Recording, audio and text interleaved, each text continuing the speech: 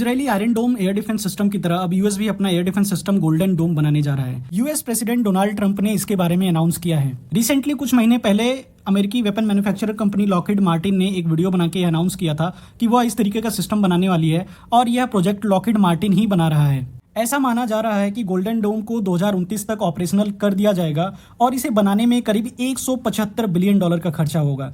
इसकी तुलना अगर भारत के S-400 एयर डिफेंस सिस्टम से की जाए, जिसकी कॉस्ट रफली $5 बिलियन के आसपास थी, सिर्फ इस सिस्टम को बनाने में जो कॉस्ट आने वाली है वह हमारे पूरे डिफेंस बजट का लगभग 2 गुना है। इस पूरे सिस्टम में 3 महत्वपूर्ण कंपोनेंट होंगे, जिनमें सेंसर, इंटरसेप्टर और नेटवर्क एंड कमांड सिस्टम होगा। अगर बात करें सेंसर्स की, इस सिस्टम में ग्राउंड बेस्ड सेंसर्स तो होंगे ही, साथ ही साथ सैटेलाइट बेस्ड सेंसर भी होंगे जो पूरी दुनिया में कहीं से भी लॉन्च होने वाली मिसाइल्स को बूस्ट फेज में ही डिटेक्ट कर लेंगे और यूएस के पास एक प्रॉपर टाइम होगा इसे ट्रैक एंड इंटरसेप्ट करने के लिए।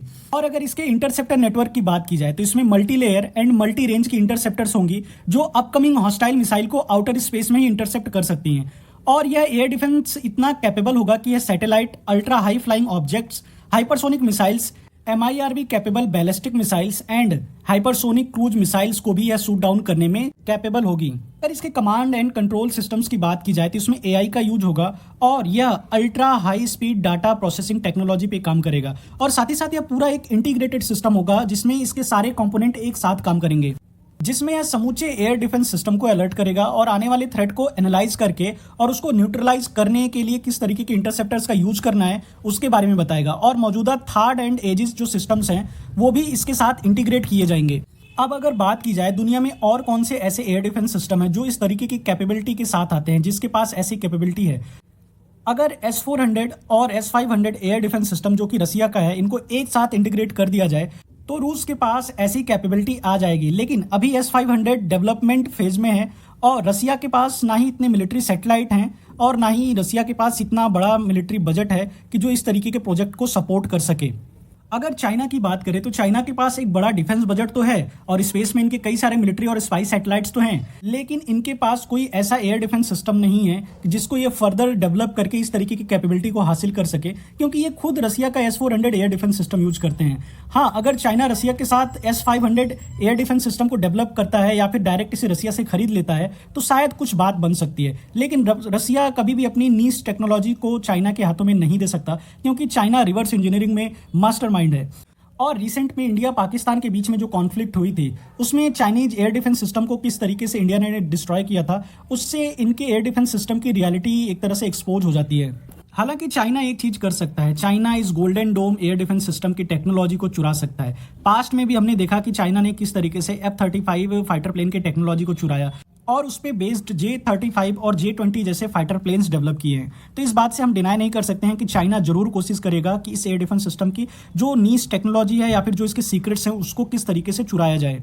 अगर बात की जाए कि यूएस को ऐसे सिस्टम्स की जरूरत क्यों पड़ गई है, अगर हम यूएस की जियोग्राफिकल लोकेशंस को देखें, दोनों तरफ हजारों किलोमीटर तक फैले महासागर और पड़ोस में कोई भी ऐसा देश ना होना जो यूएस के लिए एक सिग्निफिकेंट थ्रेट पोज करता हो।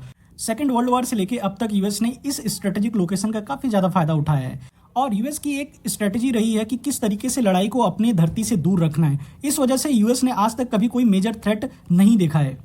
लेकिन समय के साथ जिस तरीके से Russian and Chinese missile technology advance हुई है और खासकर हाइपरसोनिक मिसाइल्स के आ जाने के बाद जो यूएस के पास एक टेक्नोलॉजिकल एडवांसमेंट था वह अब खत्म हो चुका है। यूएस के पास करंट में कोई भी ऐसा एयर डिफेंस सिस्टम नहीं है जो इतने कैपेबल हैं कि हाइपरसोनिक मिसाइल्स को इंटरसेप्ट करे। चाइनीज और रशियन नेवी की बढ़ती हुई सबमरीन फ्लीट और उनके द्वारा लॉन्च किए जाने वाले न्यूक्लियर कैपेबल बैलिस्टिक मिसाइल्स की वजह से यूएस को अब थ्रेट महसूस हो रहा है। रिसेंटली रशिया ने अपने सैटर्न 2 मिसाइल का टेस्ट किया था और चाइनीज DFGF हाइपरसोनिक जो MIRV कैपेबल मिसाइल है वो भी यूएस के लिए एक सिग्निफिकेंट थ्रेट पोज करती है।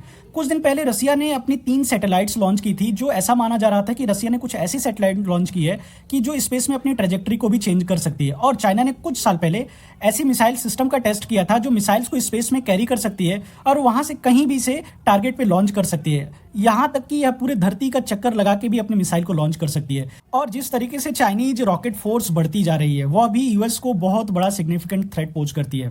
इन सभी थ्रेट्स को देखते हुए यूएस ने यह गोल्डन डोम सिस्टम को बनाने का प्लान बनाया है जो यूएस को Chinese and Russian hypersonic ballistic missiles, cruise missiles and nuclear capable MIRV missile से भी एक सिग्निफिकेंट एयर डिफेंस प्रोवाइड करेगी।